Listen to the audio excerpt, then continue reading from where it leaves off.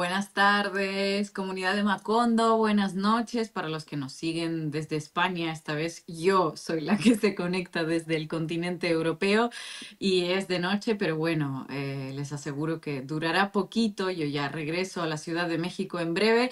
Y bueno, hoy creo que era evidente lo que íbamos a analizar aquí, ¿verdad? Bueno, me gustaría leer sus comentarios, los que se van comentando.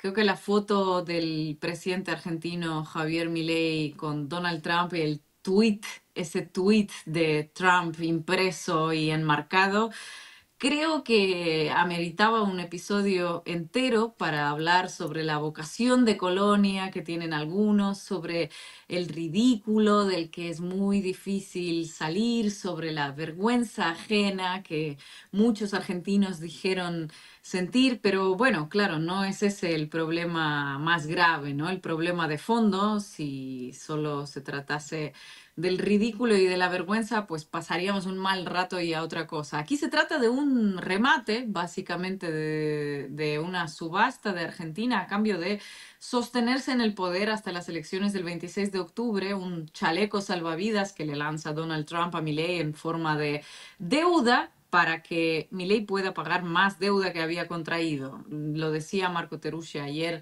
Creo que es una frase que lo ilustra todo, que no es para la inversión, no es para el desarrollo, no es para nada, es una deuda que se utilizará para pagar más deuda. Así que mucho que analizar de Argentina hoy. De todas maneras, no todo es vergüenza ajena, así que de Argentina de Milei nos iremos a la Asamblea General de la ONU, donde algunos líderes latinoamericanos hicieron escuchar su voz muy fuerte en contra del genocidio de Palestina. Creo que el discurso de Gustavo Petro pasará a la historia, estuvo a la altura de las intervenciones estas históricas de Fidel Castro, Hugo Chávez. Y llegó a plantear una cosa a la que nadie se atrevió en estos años en los que dura el genocidio de Israel en Gaza, que es la creación de un ejército, él dijo, latinoamericano para intervenir en Israel y parar lo que está perpetrando. Bueno, lo vamos a hablar hoy con una amiga de Macondo que siempre nos da gusto tener aquí, así que vayan conectándose a esta transmisión, dejen sus comentarios, suscríbanse a Caras y Caretas y vamos a arrancar. Bienvenidos. Buenas noches, Ina, buenas noches, Marquito, y buenas noches a toda la comunidad de Macondo. Vamos a arrancar entonces con esta situación en Argentina, que los que siguen Macondo y los que siguen la información de Argentina están bastante al tanto de lo que podría ser una introducción al asunto luego de la elección del 7 de septiembre en la provincia de Buenos Aires y la derrota monumental del gobierno en esa elección, una derrota que no anticipaban las encuestas, una derrota que ellos no esperaban, por lo menos no en esa dimensión, casi 15 puntos, se empezaron a desencadenar una cantidad de situaciones económicas, algo que no es raro en Argentina. Marquito sobre esto también tiene hasta la experiencia vivida. Es como habitual en Argentina que se da una especie de debacle electoral y se precipitan una cantidad de situaciones económicas que demuestran que el modelo económico, por lo menos el modelo económico que lleva la derecha liberal argentina, más allá del estilo de Javier Milei, su programa incluso incluye a los mismos personajes que ya participaron de varios gobiernos, como el caso de Toto Caputo o Sturzenegger o Patricia Bullrich, se precipitan esos acontecimientos que demuestran que está todo como atado con alambres, ¿sí? Que basta que pase un problema así para que se genere fuga de capital, se genere, bueno, lo que se da que es que los tenedores de dinero, los grandes capitales, sacan los dólares, presionan la moneda, no hay dólares para responder esa presión, empieza a subir la cotización, empieza a subir el riesgo país y el gobierno tiene que salir desesperado a conseguir dólares de la manera que sea. Esto ya sucedió en varias oportunidades en Argentina y el prestamista de Argentina siempre parece ser el gobierno de los Estados Unidos. Esto tampoco nos debe sorprender porque en el caso de Macri sucedió lo mismo y en el caso del gobierno de la Rúa fue lo mismo, en el sentido de que en el caso de Macri fue un poco distinto porque fue el Fondo Monetario. pero fue el Fondo Monetario a partir de que Estados Unidos le dio la orden al fondo de darle un préstamo gigantesco para apuntalar sus posibilidades electorales, cosa que finalmente tampoco sucedió.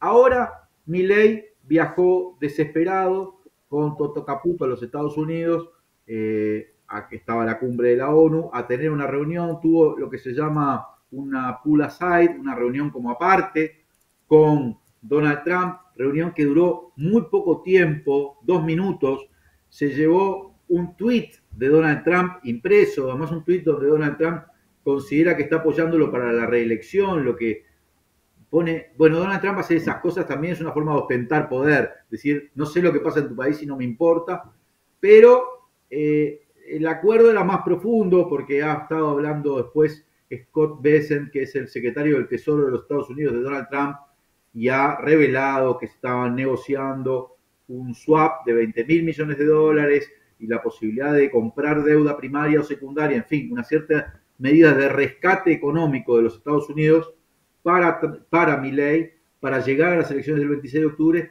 pero donde se incluyen condiciones, algunas conocidas ya, porque las puso el propio Scott Bessent, como la caída de las, del, del holiday, tax holiday, de las exenciones fiscales. Vieron que Donald Trump, que Milei había quitado las retenciones, en teoría hasta el 31 de octubre. Bueno, ahí le exigen que las vuelva a poner y las pone 72 horas después, lo cual termina siendo otro escándalo en Argentina, del cual va a podernos hablar seguramente Marquito mucho más.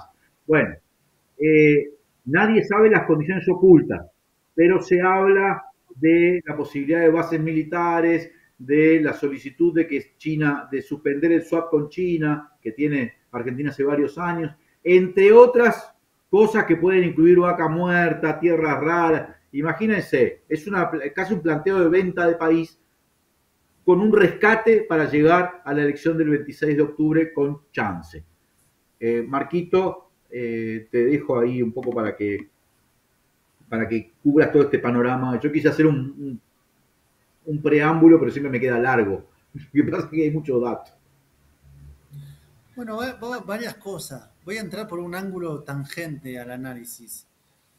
Que el primero es que me parece que lo que es interesante observar es que el modelo neoliberal en Argentina tiene cada vez periodos de aplicación más cortos en cuanto a estabilidad. Porque si el neoliberalismo empezó en el 76 con la dictadura, obviemos esa etapa porque era una etapa con terrorismo de Estado, no se puede calcular el tiempo político, económico con un terrorismo de Estado, pero después su aplicación en democracia, digámoslo así, la primera fue con Menem, que duró, la recesión empezó en el 98 aproximadamente, Menem empezó a gobernar en el 89, el modelo se empieza a instalar en el 91, digamos que 2 mandatos presidenciales con Menem aguantó el modelo neoliberal y aguantó hasta culturalmente, en términos de hegemonías políticas, 2 mandatos. Con el gobierno de Macri, que fue el tercer experimento y el segundo en democracia, Macri asume en el 2015 y en el 18 ya el modelo entra en crisis. Hacia en abril, ¿se acuerdan que ya no se le puede pagar a los bonistas? Macri va al Fondo Monetario Internacional, 2 años y medio. Y ahora en el caso de Milei no alcanzamos los 2 años para que ya el modelo entre en crisis, lo cual es muy significativo de que es muy difícil ya repetir este tipo de modelos especulativos y que tenga largo aliento o mediano aliento. Como que es muy corto el tiempo que hay de aplicación del modelo. Porque hay una naturaleza del modelo, el tipo de modelo especulativo donde, digamos, ¿qué es lo que estamos viendo ahora? ¿De dónde sacar los dólares para pagar la deuda? Entonces es una suerte como de gigantesca montaña de deuda que se va acumulando y que mientras la estabilidad política más o menos acompaña, se puede estirar y no haya grandes cimbronazos en la economía internacional, pero si hay cimbronazos en la economía internacional, como que sea más atractivo irse a otro país a hacer especulación financiera, o hay cimbronazo político interno, el modelo entra en crisis, porque depende estrictamente de que los grandes capitales vean que la posibilidad de seguir especulando va a estar. Que básicamente es eso. Ustedes dejan la plata en Argentina, les damos una tasa de interés en pesos extraordinaria, no me pidan dólares, yo mantengo el dólar controlado y a la postre se llevarán los dólares. Eso entró en crisis. Entró en crisis por la política, por el tema de la corrupción, entró en crisis porque son actores viejos conocidos. Y la cuestión es que de repente el gobierno se encontró ante un precipicio y fue a la última instancia, porque ya quemó todas las instancias. ¿Se acuerdan que en el 18 decimos Macri, ¿por qué va al Fondo Monetario Internacional Macri? Porque ya no le puede pagar a los acreedores privados. Ergo, vas al fondo. Bueno, ya al fondo no hay más nada que pedirle, porque ya le debemos 65.000 millones de dólares siendo cautos, sin contar intereses. O sea que ya ni el fondo es tu última instancia. Tu última instancia es directamente el gobierno de Estados Unidos. Y es lo que fue a hacer. Ahora, es ir a entregarte, digamos, como bien dijiste, Lean, en el título de este episodio, se vende país con vista al mar, digamos, ¿no? O como la canción de Rubén Blades, se vende un país portátil. Eh, y ahí no está claro todavía, y lo decía, si podemos hablar sobre eso, qué es lo que pide Estados Unidos a cambio.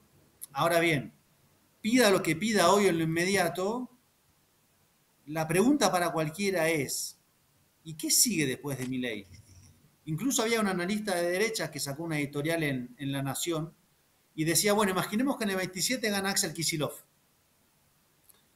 y tiene el 28 una agenda de pagos con el Departamento del Tesoro.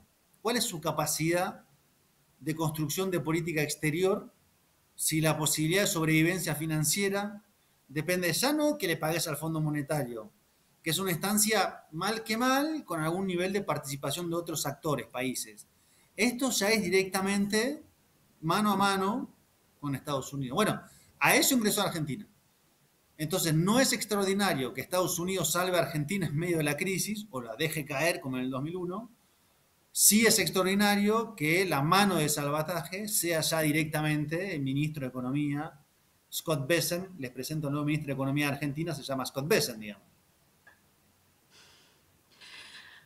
Em, Me gustaría que nos quedásemos un poco en esto, ¿no? Lo que decías, Marco, de qué es lo que pide Estados Unidos a cambio. Yo creo que eh, los que han seguido Macondo nos han oído hablar de Scott Bessent y en alguna ocasión ya nos referimos a este señor porque ha sido, digamos, uno de los más activos dentro de este gobierno, aún manteniendo ese perfil bajo, pero uno de los más activos a la hora de expresarle el apoyo explícito público al gobierno de Milei. Hace unos meses ya decía que, bueno, estamos planteando ver cómo sostener, qué tipo de ayuda, las palmaditas por la espalda. Entonces, estos tweets, el tweet que ha publicado antes y que ha calmado los mercados, fíjense. El poder que puede tener y llegar a tener un tweet que calma los mercados, el tweet que ha mandado ayer con ese anuncio y las declaraciones que ha dado en algunas ocasiones de que Argentina es un lugar interesante para las inversiones, claro, te lleva a pensar qué tipo de inversiones, ¿no? ¿Qué tipo de inversiones? Ahí lo estuvimos analizando también ayer. Lo primero que surge y lo primero que también indican los analistas en Argentina es la vaca muerta, el yacimiento de gas y petróleo. Eh, lo cual se asemeja muchísimo al acuerdo de minerales que han firmado con Ucrania, con Zelensky, porque básicamente Ucrania ha depositado todos sus yacimientos de tierras raras, de litio, de titanio a Estados Unidos. Hay unas condiciones prioritarias, más se crea una suerte de fondo del que el 50% de los ingresos van a ir a Estados Unidos para la reconstrucción, ¿qué empresas de qué país la van a sostener? Bueno, las empresas de Estados Unidos. Un poco lo que siempre se habla de las sociedades ONGizadas como la de Haití, ¿no? Que al final en Haití no queda nada, todo se queda, que es una suerte de puerta giratoria entre empresas estadounidenses, constructores estadounidenses y fondos y bancos estadounidenses. Bueno, pues un poquito es lo que se ha hecho en Ucrania y un poquito es lo que parece que se puede llegarse a hacer en el yacimiento petrolero este de Vaca Muerta.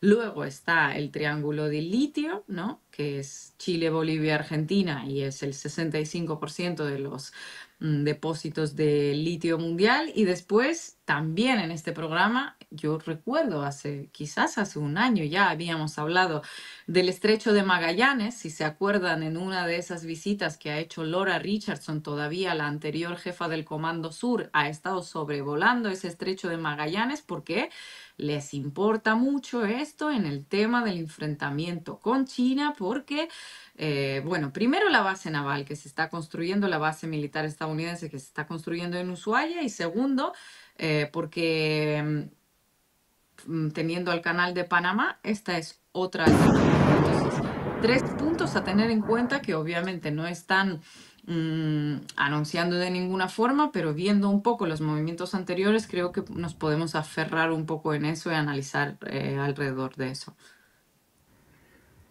Una de las cosas, de las primeras cosas que pidió Estados Unidos, está en el propio tweet de Scott Bessent, y yo creo que tiene un impacto hasta psicológico, hasta en la base social de la derecha argentina. Porque, ¿qué pasa? En esa desesperación por conseguir dólares, el gobierno argentino tomó la medida de suspender las retenciones o eliminar las retenciones hasta el 31 de octubre. ¿Qué es la retención? Es las detracciones, esa especie de derechos de exportación, ¿sí? Que siempre ha sido como una demanda del empresariado rural argentino. Recuerden lo que fue aquella lucha por el tema del campo y la 125 hace muchos años, pero que tuvo un costo enorme desde el punto de vista político para el kirchnerismo. ¿Qué quieren los empresarios? Bueno, no pagar derechos de exportación. Y como Argentina es el granero del mundo, tenés ahí a los grandes productores, por ejemplo de soja, que son capaces de guardar en silobolsas, esperando, tienen capacidad de aguante, esperando cierta cotización de dólar, presionando para que devalúe la moneda, o buscando presionar para que les bajen las retenciones y liquidar cuando ellos quieran. Pero ¿qué pasa? Si no liquidan, no entran dólares. Y entonces, en una especie de medida desesperada, Caputo y Milei toman la decisión de eliminar las retenciones por 30 días. ¿Sí? Pero ¿qué pasa? Eso fue el 22 de septiembre que se publicó. Y en el tuit de ayer de Scott Bessent decía, a la vez que decía que estaban negociando este swap, que no es exactamente lo mismo que un salvataje, ¿sí? No es un salvataje, por cierto, pero bueno, este swap, dicen, estamos trabajando en suprimir esta exención fiscal. Es decir, en que se terminen ese tax holiday, llaman ellos, ya eso de que retención es cero. 24 horas después, el gobierno argentino volvió a poner las retenciones, que iban a durar hasta el 30 de octubre. Pero eso... ¿Y cuántas pérdidas ha habido? Ahora están hablando de 1.500 millones de dólares en porque 2 ellos días, habían ¿no? dicho Que hasta no el van a 30 de entrar al octubre, fisco. ellos habían dicho hasta el 31 de octubre o hasta que se completen los 7.000 millones de dólares de ingresos, ¿no? Habitualmente hay 1.700, 2.000 millones de dólares de liquidación por mes. Entonces, es histórico, pero ese histórico lo hicieron las pocas empresas cerealeras exportadoras, ¿sí? Declarando una especie de declaración jurada de venta, y todos los productores quedaron con las retenciones porque ya le habían vendido a los exportadores, y los exportadores hicieron la plata a ellos, un grupo de 7 empresas, yo sé, Bunge, Cargill, no sé cuáles son, pero y todos los exportadores quedaron adentro, y estos tipos se hicieron de 1.500 millones de dólares, porque claro, en todo ese dinero se hicieron de 1.500, es como el ahorro fiscal es de 1.500 millones de dólares, una barbaridad de plata, que obviamente esto lo están, hay muchos que ya lo especulan en Argentina, pero no está del todo confirmado, pero para mí es evidente, esto lo arreglaron antes, Caputo, Milei, con Bunge, o sea, con las grandes exportadoras, hicieron una opereta para dejar adentro a los productores y al Estado. Y entonces hay muchísima gente caliente en ese sector, en el sector productivo argentino, que son de derecha, y yo creo que esto va a tener un impacto también desde el punto de vista electoral. Pero ahí hay una de las cosas que pidió Estados Unidos. ¿Y por qué lo pide Estados Unidos? Bueno, aparentemente porque, claro, Estados Unidos, a ver, Marquito, ¿qué pensás de esto? Pero ahora estaba leyendo en estos días, el argentino piensa que la producción argentina se disputa entre China y Estados Unidos. Pero en realidad la disputa de Argentina es con Estados Unidos para venderle a China. Y como China le había dicho, no te voy a comprar la soja, y aparecían estos con retenciones cero, China podía comprar más barato la soja a Argentina. Entonces a Estados Unidos, a su sector productivo, no le conviene que Argentina tenga retenciones cero. Por eso le ponen esa orden. Volvé con las retenciones porque nos perjudica a nuestra producción de sojera. No, es impresionante por donde lo mires. Para mí es impresionante es como, yo qué sé, las situaciones que se dan, que se derivan a partir de estas medidas que está tomando el gobierno argentino en algo que han llamado el plan llegar. Me gustan los nombres que ponen en Argentina. El plan llegar a las elecciones con chances. Sí, digamos, lo que es dramático es que estás hipotecando todo para llegar a las elecciones de medio término. Ni siquiera estamos hablando de las elecciones presidenciales. Estamos hablando que para llegar al 26 de octubre estás fundiendo toda la máquina, endeudándote hasta el tuétano, que no es que te va a garantizar mejorar tu performance electoral, que ese es el debate. Te va a permitir no tener una caída libre económica. O sea, te garantiza que peor que cómo llegaste no vas a estar en términos económicos. Ahora, en términos políticos, no lo sé. Yo no sé cómo reacciona la sociedad argentina ante este nivel de entreguismo. O sea, es un país, Argentina, que tiene un montón de, vamos a decir en términos clásicos, cipallismo, pero tiene un montón de reflejos nacionalistas también. Y ver cómo te entregás como un bufón ante el presidente de Estados Unidos, que es lo que pasó con un patético tuit, hipotecando y rifando el país, yo no estoy seguro que tenga un resultado político favorable en ese nivel. Entonces, puede que incluso este proceso de no salvataje, o sea, además es así de ridículo porque vas a que te salven y después decir que no es un salvataje, no sé si sale bien tampoco electoralmente. Ahora, lo que dijo Trump es, bueno, la fiesta financiera dura unos meses más. Nosotros somos garantes de que esto ya mismo no se cae. Hablamos en 4 meses y vemos qué pasa. Y básicamente No, es y lo que está después habló de pasando. la reelección de Milei. Bueno, adelante.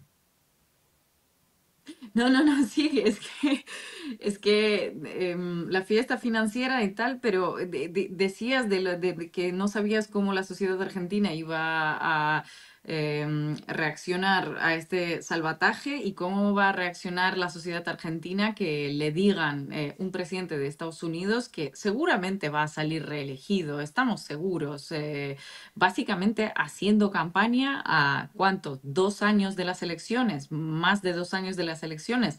Eso también es una buena pregunta, ¿no? De una posible reacción a esto. Después habíamos hablado también, lo que pasa es que parece que a Argentina ya no le vas a asustar con los montos de deudas y todo lo demás, pero uno de los ejemplos, al lado, junto con Ucrania, que es más reciente, pero muchos se han referido al ejemplo de México, de la crisis del tequila, del error de diciembre, como le llaman, en los años 90, cuando México fue asistido por ese mismo monto que ahora promete Scott Bessent a Argentina por 20.000 millones de dólares a través de ese mismo organismo del Fondo de Tesoro, del Fondo de Estabilización, y esa asistencia derivó en pues esta decisión de los gobiernos neoliberales, era Cedillo en aquel momento, de reconocer la deuda privada como la deuda pública, lo que en México se conoce como FOBAPROA, en lo que se especializó Andrés Manuel López Obrador,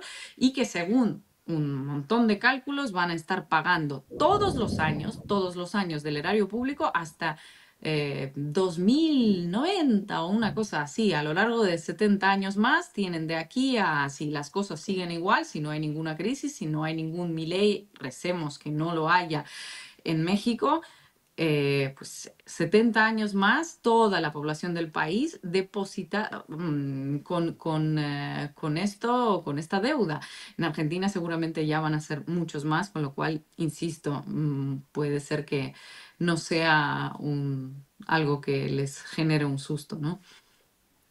Una cosa que estaba planteando Marco, hoy se la leí a Durán Barba, ¿se acuerdan de Jaime Durán Barba, que fue el politólogo, consultor estrella de Macri? Y además es verdad que es uno de los más importantes o prestigiosos de América Latina, más allá de sus ideas.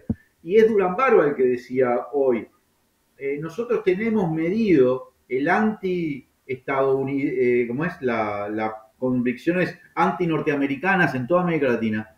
Y en Argentina, dice, es tan importante, dice que es el mayor de América Latina, que un acuerdo de este tipo electoralmente para él te funde, más que ayudarte. O sea, que eso que está planteando Marco, porque es evidente que la sociedad argentina ya ve que te entregaste, que vendiste el país. Pero además, miren otra cosa. Paralelamente, sigue la causa por el tema de Españolo. Recuerden, eso no terminó. Que se sabe, o sea, el canto ese de alta coimera, de que se lleva el 3%, Karina, está instalado en la sociedad argentina. No es que la gente se olvidó. Consideran que la hermana del presidente, por lo menos, se lleva la plata de los discapacitados. No tienen solución para los problemas que está viviendo la gente que no llega a fin de mes. La gente en Argentina no llega a fin de mes, pero el 80% de la sociedad, no una partecita. Para eso no tienen ni siquiera una solución.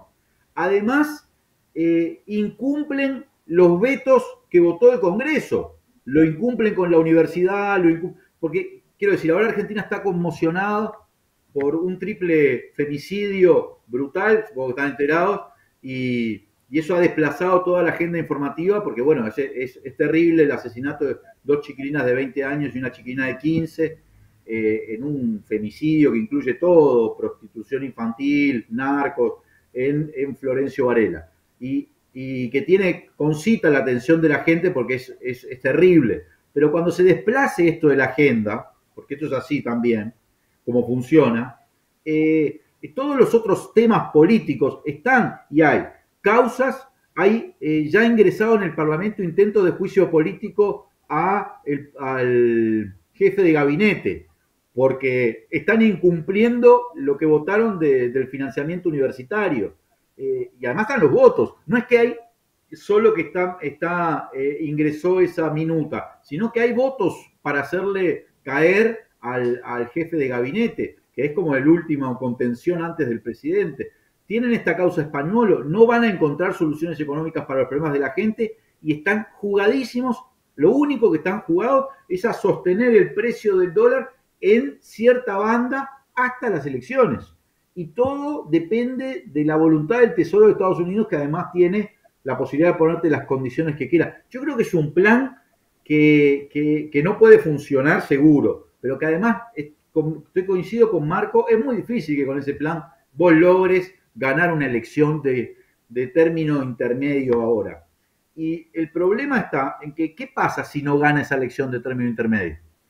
Porque ellos, el escenario que se hacen es, si en octubre perdemos, en diciembre acá arranca todo. La gente no tiene, yo no tengo sostento político, acabo de ser derrotado 2 veces, la gente no tiene ni para comer, es un fosforito para que en Argentina arranquen saqueos, cualquier cosa, como ya hemos visto en muchos diciembres, no solo en el 2001.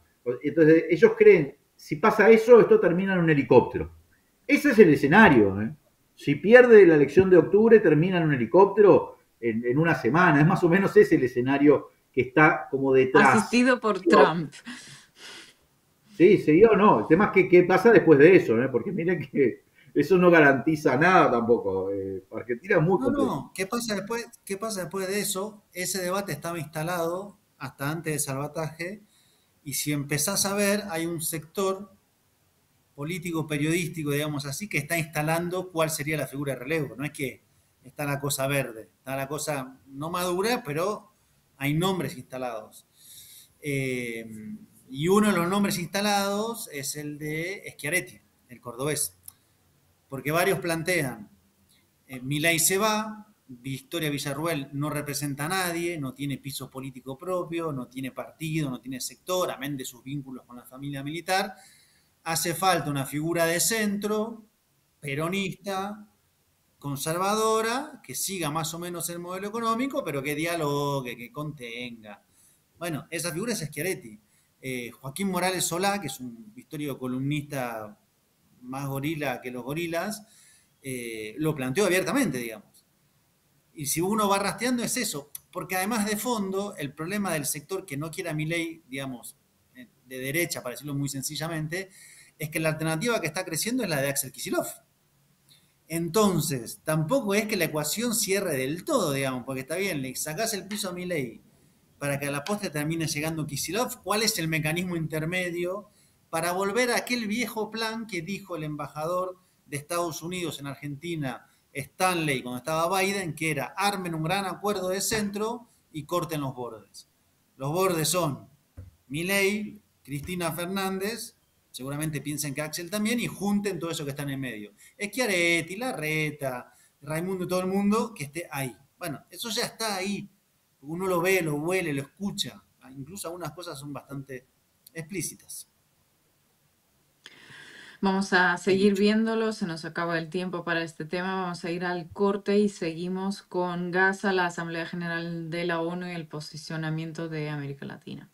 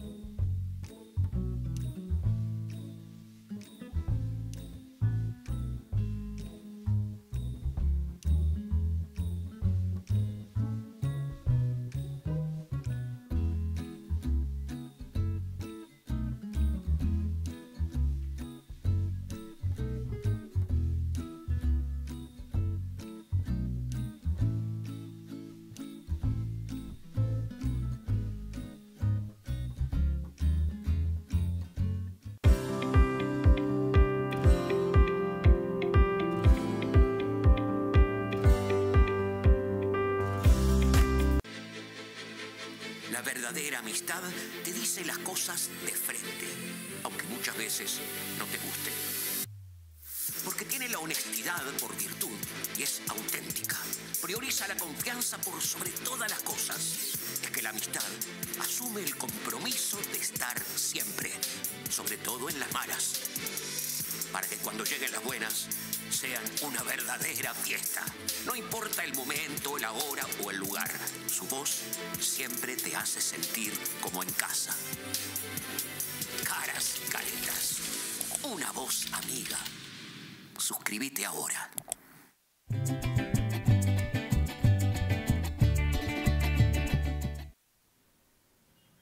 Volvemos con Macondo y vamos a analizar esta Asamblea General de la ONU que está enmarcada en lo que está sucediendo en el genocidio que se va perpetrando Israel en Gaza. Hubo pronunciamientos latinoamericanos, ya que desde arranque, ¿no? El primer presidente que habla de la Asamblea General de la ONU es siempre el presidente de Brasil. El discurso de Lula fue un discurso muy contundente sobre este y otros temas, pero nos acompaña María Constanza Costa, periodista especializada en temas internacionales, en particular en los temas de Medio Oriente, lo cual también es docente en varias universidades, entre ellas la UBA, y además bastante amiga de nuestro programa, ha participado ya en otras oportunidades. Bienvenida, María Constanza, ¿cómo te va? Gracias por acompañarnos otra vez en Macondo. Hola, ¿cómo están? Tanto tiempo. Bien, María Constanza, me imagino que estás viendo cómo se viene desarrollando la Asamblea General de la ONU, y ahí yo te quería preguntar sobre como dos focos. Uno, los presidentes latinoamericanos, por lo menos Lula, Boric, Gustavo Petro, incluso el presidente de España, Pedro Sánchez, han hecho discursos que impresionan de una gran contundencia, pero también hay otra serie de presidentes o de mandatarios, en particular de países europeos, que han sido durante todo este tiempo un poco el aguante de Israel, pero que ahora se han apurado y fue las últimas horas antes de la asamblea y las primeras fue marcado como un aluvión de países reconociendo al Estado palestino, entre ellos Francia, Reino Unido, Inglaterra y una cantidad de países, Malta, yo qué sé, Luxemburgo, todos en un momento donde uno ya no sabe ni bien de qué estamos hablando cuando hablamos de Palestina, porque la Franja de Gaza ha sido arrasada y realmente Cisjordania está toda como desmembrada en pequeñas localidades debido a la actividad de colonización del Estado de Israel. Así que bueno, buenas noches primero, María Constanza, y contanos un poco cómo estás viendo el desarrollo de los acontecimientos. Bueno, empiezo por Latinoamérica, ¿no? A mí me parece que cuando comenzó esto, ¿no? Hubo dos países que me parece que se posicionaron con más fuerza y que continuaron con esa retórica, que fueron, bueno, el presidente Petro, ¿no? Y también Bolivia, ¿no? Que siempre dijeron que estaban dispuestos a romper las relaciones con Israel. Después, a lo largo de estos casi 2 años ya que llevamos de limpieza étnica, de genocidio, otros países se fueron sumando, como por ejemplo Brasil, ¿no? Que también habla de genocidio. A mí me parece que América Latina tiene una postura coherente, digo, Boric también lo ha mencionado, no lo ha mencionado con esas palabras, pero sí habla de los civiles en Palestina. Digo, me parece que América Latina ha tenido una postura de mirar lo que hace Israel de una manera crítica, de denuncia, ¿no? Una denuncia constante de lo que pasa con los civiles en Gaza. En relación a los países europeos, a mí me parece que esta idea de empezar a reconocer el Estado de Palestina de manera así, ¿no? Un país tras otro, como si fueran un bloque, tiene más que ver con lo que está pasando adentro de esos países, con la opinión pública de esos países. No tienen que ver con buscar una solución o con cambiar mejor dicho, con cambiar de actitud frente a Israel. Que eso sería lo verdaderamente, digamos, lo que puede llegar a pasar a pesar y a inclinar la balanza, ¿se entiende? O sea, reconocer el Estado palestino no es algo que afecte a Israel directamente, como sí podrían ser las sanciones, como sí podrían ser los embargos, como sí podría ser lo que viene pidiendo la SIG, ¿no? Que es no colaborar más con el genocidio, o sea.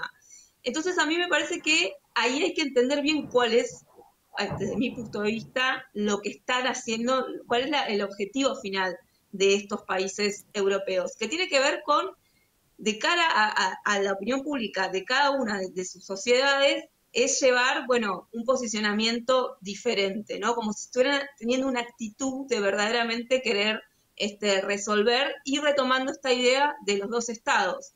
Ahora, retomar una idea de los dos estados en este contexto sin aplicar sanciones sobre Israel, sin aplicar sanciones sobre Netanyahu, sobre sus socios fundamentalistas, sin llevar adelante eso, ¿de qué manera se va a presionar Israel? Digo, hace algunas semanas Israel bombardeó territorio catarí, o sea, atacó territorio catarí. O sea, digo, estamos hablando de que Israel elimina a los negociadores de paz. O sea, a mí me parece que toda esta idea tiene más que ver con una especie de, podríamos decir, de maquillaje o con una cuestión más cosmética de los países europeos que desde el principio vienen siendo cómplices de lo que está haciendo Israel. Esto lo venimos diciendo desde que sucedió lo del 7 de octubre, venimos diciendo que el argumento de Israel de la legítima defensa se podía transformar, si no se le ponía un freno, en un argumento para avanzar con la limpieza étnica, para avanzar con el genocidio. Eso es lo que terminó sucediendo. Y ahí tiene responsabilidad Estados Unidos y también tiene responsabilidad los países europeos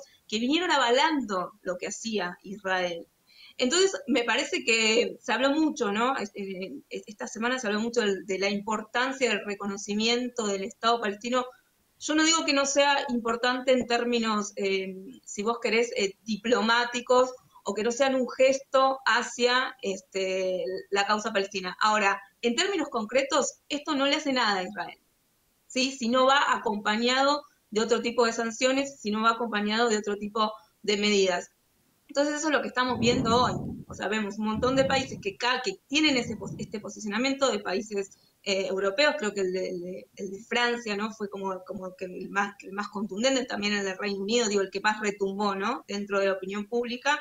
Pero después de esto, ¿qué? O sea, ¿cuál es el plan B? Bueno, está bien, reconocemos el Estado palestino. ¿Y después qué? ¿Qué hacemos con Israel? Bueno, eso no lo terminan de resolver, no terminan de decir, sí hay un proyecto de la Unión Europea para, de manera temporal, ¿no? Limitar el acuerdo comercial que tiene la Unión Europea con Israel, pero eso necesita 2/3 de aprobación en la Unión Europea y no se va a resolver a favor. Entonces, ¿qué es lo que pasa después? Yo creo que hubo cierta, si querés, cierta euforia, ¿no? Por este reconocimiento del Estado palestino, pero en términos concretos hay que ver bien qué es lo que implica esto. María Constanza, un gusto como siempre tenerte aquí, muchas gracias. Y gracias también por esta diferenciación que haces entre los posicionamientos de América Latina y los posicionamientos de países europeos como España, por ejemplo, porque desde España, la verdad, siendo el país que en 2024 ha tenido más intercambio comercial, más comercio de armas con Israel, pues las posturas como la de Pedro Sánchez realmente, verdaderamente, pues suenan un poco a un intento de lavado de cara frente a la propia opinión pública, ¿no? Pero yo te quería preguntar, seguramente lo has seguido, sobre el posicionamiento de México. ¿En qué, digamos, grupo lo ubicarías tú, lo que ha dicho Claudia Sheinbaum por primera vez en este tiempo, ¿no? Lo ha llamado genocidio. Eh, a la vez habló de los dos estados, de la necesidad de una solución pacífica y eso se dio, digamos, semanas después de que hablase de una guerra. ¿Cómo lo ves tú? ¿Dónde está ubicado México? ¿Qué se espera uno de un país como México que tiene ese rol a nivel latinoamericano? En fin, ¿cómo lo evalúas?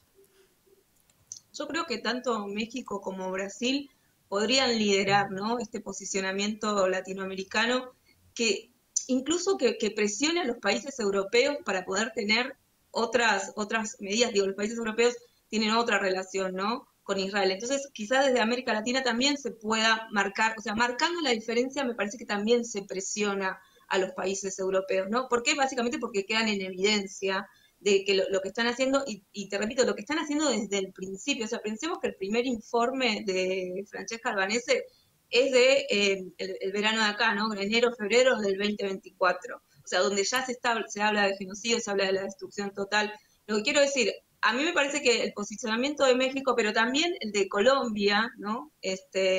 No digo que tengan el mismo peso dentro de la región los países, pero digo, este tipo de posicionamientos que marcan una diferencia, Colombia con esta idea, ¿no? Del ejército para la paz, digo, aunque esa idea en concreto no se vaya a llevar adelante, están marcando algo distintivo y acciones concretas para parar el genocidio, porque el tema es cómo se va a frenar esto si Israel sigue teniendo vía libre para, digamos, para hacer lo que quiera y para atentar contra la soberanía de otros países. Entonces a mí me parece que esos posicionamientos como el de México no son equiparables a lo que está haciendo la Unión Europea, ¿no? Me parece que intentan ir más allá, intentan dar otra respuesta al genocidio.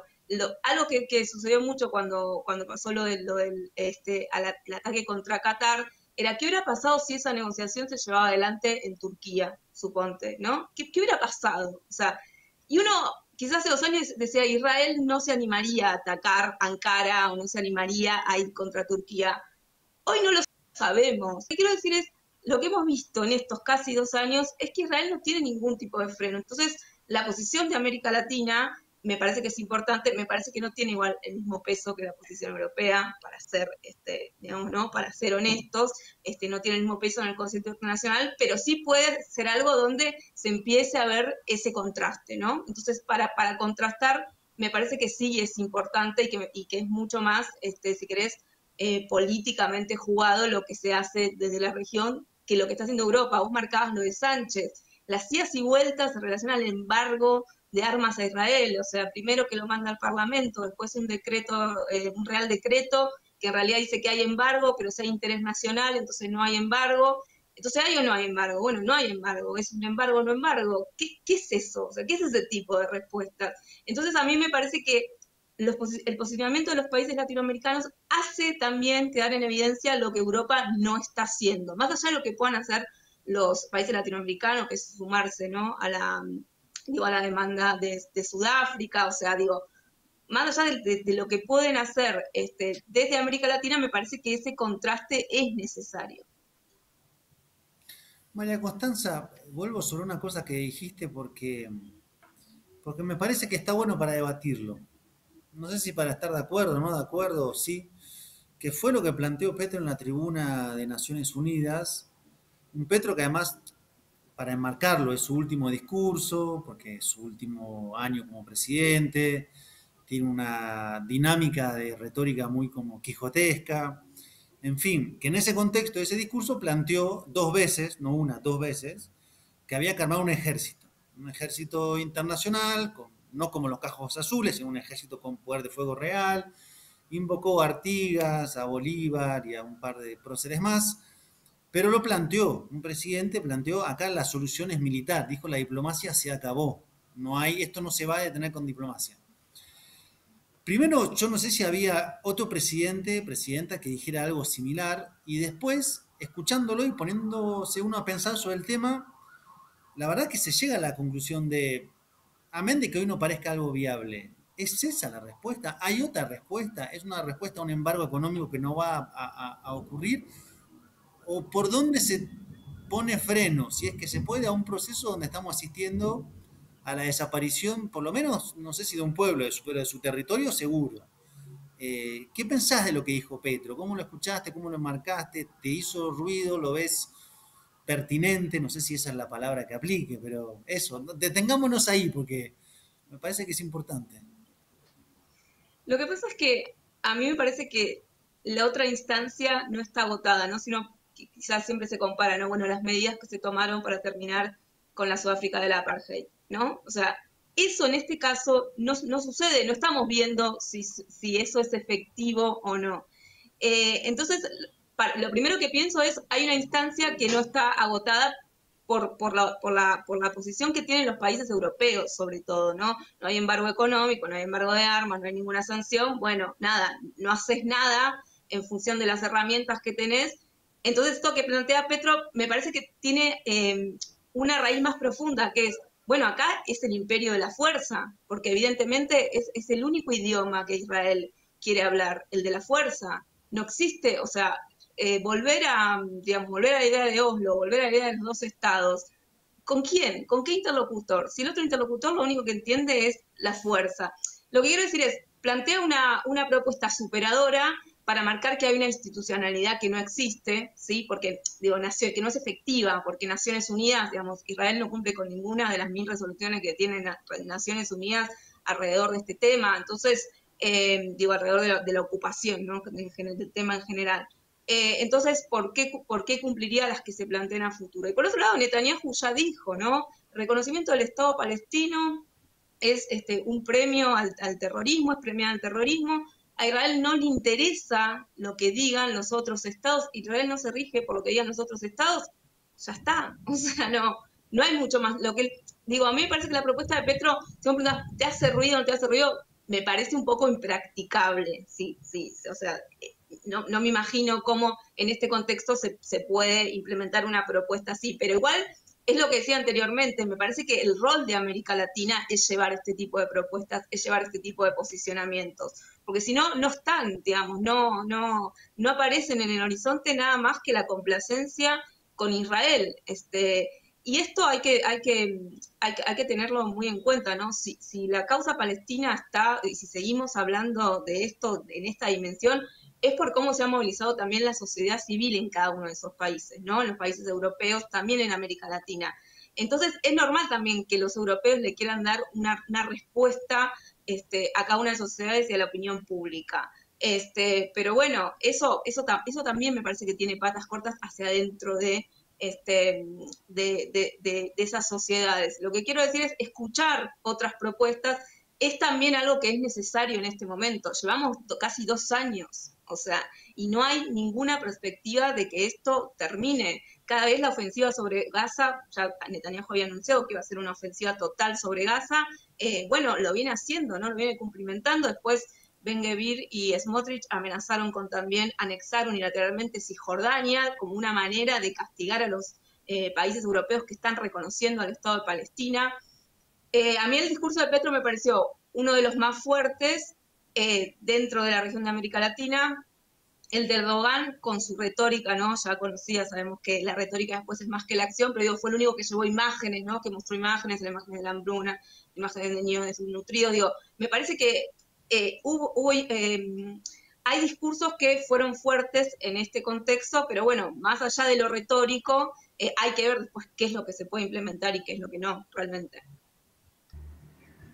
María Constanza, un poquito con respecto a esto que dijo Petro. Bueno, a mí me cubre un poco las generalidades de la ley, le contaba el otro día a algunos compañeros, porque es cierto, cuando fue lo del apartheid en Sudáfrica, Ahí hubo una intervención militar, por lo menos cubana, bastante grande, ¿no? Con el FAPLA y el SWAPO ahí que determinaron un poco la derrota del ejército sudafricano. Yo pienso, te quiero preguntar, ¿qué pasa, por ejemplo, con Egipto, que tuvo un desplazamiento de tropas, ¿no? Y una retórica un poco encendida en las últimas semanas, aunque no digo que vayan a ir a un enfrentamiento, y también cómo estás viendo este movimiento civil de la Global Sumut Flotilla y qué riesgos crees que afronta si siguen avanzando hacia Gaza. Bueno, empiezo por lo segundo. Los riesgos creo que todos. O sea, me parece que la flotilla no tiene garantizada llegar con seguridad. Haya pasado, ¿no? En el pasado que Israel ha atacado otras flotillas de ayuda humanitaria, el caso del Mavi Mármara, digamos. No, garantizada la seguridad no está, digamos, porque Israel no respeta no respeta básicamente el derecho internacional en ningún aspecto. Así que eso garantizado no está. Por supuesto que estas acciones humanitarias tienen mucha repercusión y son muy importantes de ser llevadas adelante, pero bueno, lo cierto es que seguro, o sea, en términos de seguridad, eso siempre es para sospechar lo que puede llegar a ser Israel. En el caso de Egipto, yo creo que Egipto no va a ir a una confrontación Tenemos con problemas Israel, de, ¿no? O sea, no lo va a hacer, no lo ha hecho antes. tenemos La problemas principal de preocupación de conexión, Egipto, me sí, parece. solo se escucha bien. Yo escucho bien, ¿eh? No sé si seguimos teniendo a María Costanza Sí, sí. porque Sí, sí, yo sí. dejé No, no, ¿Sí? sos vos, Sina. Acá estamos bien. de oírla hace un rato y de hecho, Pero nos oís a Sí, nosotros, sí, seguí María Ina. Constanza. Vamos chateando con Ina. ¿Sí? ¿Sigo? Sí, sí, sí, No, bueno, adelante.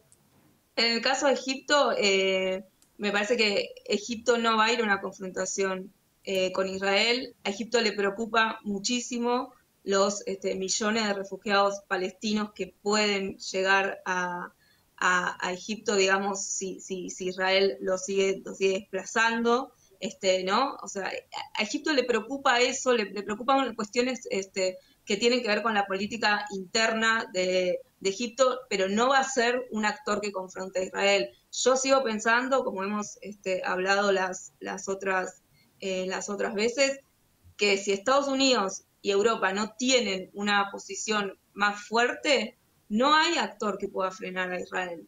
O sea, la verdad es esa. Uno puede pensar, obviamente, en los actores regionales, como son Turquía, como Qatar. Justo antes de empezar la conversación con ustedes estaba viendo los videos, ¿no? que circularon de la reunión entre Trump y Erdogan. Este, Uno no termina de saber, ¿no? Si Erdogan no, por negociar con Trump cierta estabilidad en Siria no va a terminar cediendo algunos requerimientos de Israel. O sea, lo que quiero decir es también en la región, cómo se mueven los países de la región es bastante impredecible, ¿no? En este sentido, digo, retóricamente pueden atacar mucho a Israel, pero después en lo concreto hay que ver qué otros intereses se juegan, como por ejemplo el apoyo de Estados Unidos, ¿no? Que puede llegar a tener Erdogan en la cuestión siria. Así que, pero volviendo a tu pregunta, yo no creo que Egipto sea un actor que vaya a... Egipto fue el primer país, ¿no? De la región en reconocer a Israel aparte, o sea, no creo que vaya a enfrentar. María Te llevo Constanza un poco al... hace una... Ah, sí, sí, sigue No, Marco, adelante, adelante, Ina, por favor, adelante. es que... sí. Adelante, que te escuchamos bien. No, quería Adelante. preguntar, hace una semana también en este programa estuvimos analizando este reconocimiento, este nuevo informe de la ONU que decía que se trata de genocidio. ¿Qué implicaciones crees que puede llegar a tener este informe, que ya el organismo independiente de la ONU lo califique como tal? Si la ONU en esta situación puede todavía tener algo más de poder de influencia para que las cosas cambien o ya directamente vamos a la solución que propone Gustavo Petro y no hay más.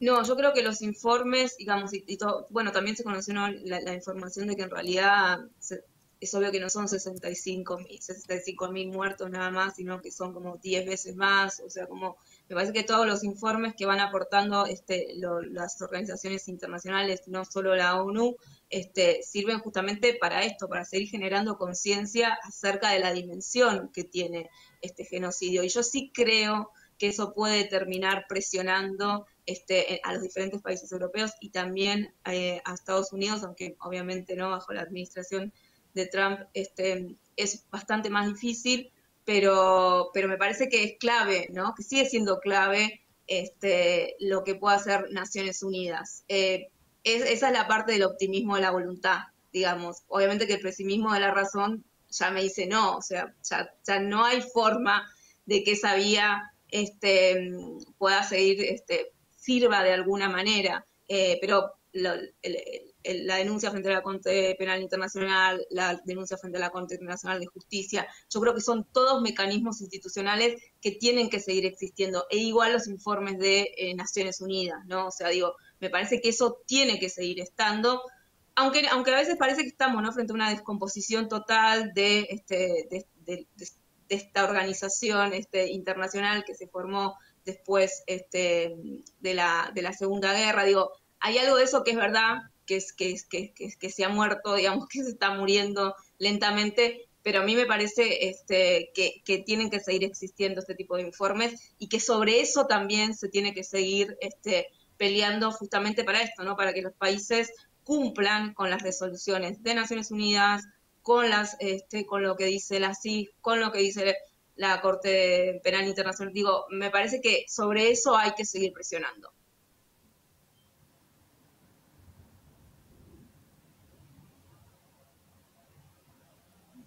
¿Están ahí? Sí, María pero pensé que Constanza, iba ya a nos hablar quedamos uno. sin tiempo. ¿Cómo? Bueno, Ina, Marco y María Constanza Costa, nos quedamos ya sin tiempo. Muchas gracias, María Constanza, por habernos acompañado estos minutos analizando esta Asamblea General de la ONU. Queda todavía por ver el discurso de Netanyahu, que estaba hoy viajando eh, a, justamente a Nueva York, y por lo que había visto ahí había trascendido, tal vez sea un bolazo, pero había trascendido el plan de vuelo de Netanyahu esquivando países europeos, de hecho buscando ir como por cielos muy internacionales, porque algunos países, como es el caso de Eslovenia, en fin, le habían prohibido sobrevolar bajo apercibimiento de hacer cumplir el pedido de captura que tiene. Esto es una situación un poquito nueva, porque hasta ahora Netanyahu se venía moviendo tranquilo por los países europeos sin grandes conflictos. Y otra cosa es el movimiento de estos barcos que hace Italia y España para custodiar a la flotilla, ¿no? Por lo menos para asistirla y protegerla, evitar que haya un ataque de los israelíes. En fin, me quedaron esos puntos en el tintero, pero tampoco es que tenemos mucho tiempo. Si tenés una línea más, María, bárbaro, y si no, bueno, la seguimos en otro momento. No, el discurso de Netanyahu es, digamos, podemos saber por dónde va a ir, ¿no? Porque ya un poco lo adelantó. Hoy también fue el discurso de Mahmoud Abbas, ¿no? Que no, el líder de la Autoridad Nacional Palestina, que no pudo viajar porque Estados Unidos no puede garantizar, el argumento fue que Estados Unidos no puede garantizar la seguridad, entonces estuvo por videoconferencia, bueno, donde remarcó, ¿no? Esto, denunció el genocidio, por supuesto, pero también remarcó, y esto quizás es para que lo discutamos en otro momento, que un futuro Estado palestino va a ser sin la presencia de Hamas en el gobierno. Es un poco también lo que los países europeos quieren escuchar. Pero en relación a lo que va a decir Netanyahu, ya lo sabemos, Leandro, ya está. Digo, la línea va a ir por ahí. Y bueno, con la flotilla, vuelvo a decir lo que dije anteriormente, porque además he estado también en contacto hay algunos argentinos en la flotilla, y hay que estar muy atento a lo que puede llegar a hacer Israel. Por más que custodien, ¿no?, los países europeos, hay que estar muy atentos.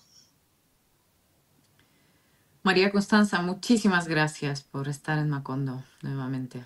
Gracias a ustedes. Un abrazo.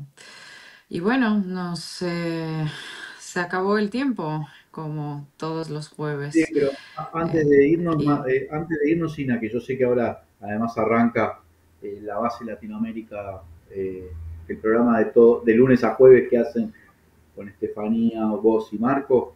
Este tema de la flotilla, faltan pocas horas, ya 2 o 3 días o 4 días para que la flotilla, o sea, antes del próximo jueves, la flotilla va a estar ya ahí en esa frontera de ingresar a aguas gazatíes. Y realmente es preocupante la retórica de Israel, de llamarle la flotilla de Hamas, de amenazar, lo que hicieron el otro día, atacar de noche con bombas de estruendo, tirando ácidos. Hay un riesgo de seguridad muy grande, hay gente de 44 países, todos militantes súper pacíficos, alguna gente además muy famosa como Greta Thunberg o Ada Colau, en fin, y parece que Israel está en una posición de por lo menos atraparlos, ¿no? Creo que este es un tema que hay que denunciarlo sistemáticamente en todos lados porque realmente creo que hay un riesgo de seguridad muy grande para esos compañeros y esas compañeras que estaban arriesgando, poniendo el cuerpo en una causa que es de la humanidad, lo que para mí nunca deja de ser algo que habla del valor de algo muy noble y que me despierta más de solidaridad, ganas de como de acompañarlos, hasta emocionalmente a todos esos compañeros. Asumen riesgos que deberían asumir estados, ¿no? Aquí lo vamos a seguir el jueves que viene seguro y nos vemos.